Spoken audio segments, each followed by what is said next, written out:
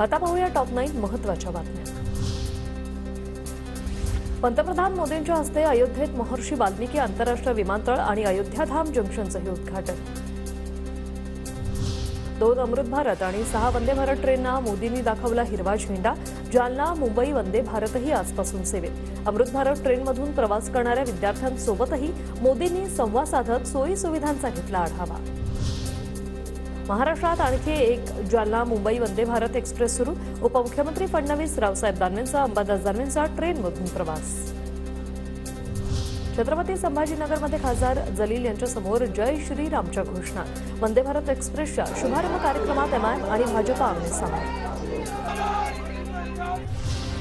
वंदे भारतच्या उद्घाटनाच्या निमंत्रण पत्रिकेवरून नाराजी नाट्य, नाव का वगळलं? एमआयएमच्या जलील यांचा सवाल, तर पालकमंत्री मंत्र्यांचं नाव नाही हे चुकीचं, शिरसाट यांचीही नाराजी। प्रशासनाची ही चूकच आहे।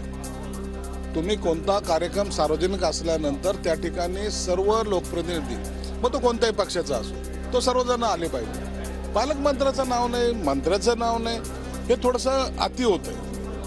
नाव टाकल्याने काय बिघडलं असतं? अयोध्येतील मुख्य महामार्गाला बाळासाहेब ठाकरेंचं नाव द्या, पंतप्रधान मोदींकडे मनसेची मागणी। मुख्य महामार्ग आणि प्रमुख चौकाला बाळासाहेबांचं नाव द्या, या मागणीवर मनसे ठाम। मुख्यमंत्री लोकांमधला आहे, रस्त्यावर उतरून काम करणार आहे, घरी बसून काम करणारा नाही, त्यामुळे जनताही या अभियानात सामील झाली। मुख्यमंत्री एकनाथ शिंदेंचा स्वच्छता अभियानादरम्यान उद्धव ठाकरेंना टोला। लोकांमधला आहे, ऑन फील्ड उतरणारा आहे, फील्डवर उतरून काम करणारा आहे, घरी बसून काम करणारा नाही। त्यामुळे लोक या ठिकाणी प्रत्यक्ष काम करणाऱ्या मुख्यमंत्र्यांच्या अभियानामध्ये सामील झालेले आपण पाहतोय। जरांगे पाटील 4 ते 8 जानेवारी दरम्यान गोदाकाठच्या 123 गावांचा दौरा करणार। मराठ्यांना आरक्षण मिळेपर्यंत ते निवडणुका घेणार नाही, जरांगेंचा फडणवीसांना उद्देशून वक्तव्य।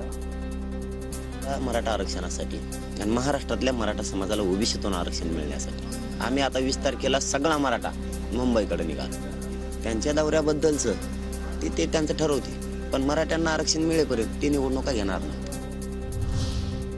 सुनील केदार यांना सत्र न्यायालयाकडून दिलासा नाहीच, शिक्षेच्या स्थगितीची मागणी न्यायालयाने फेटाळली।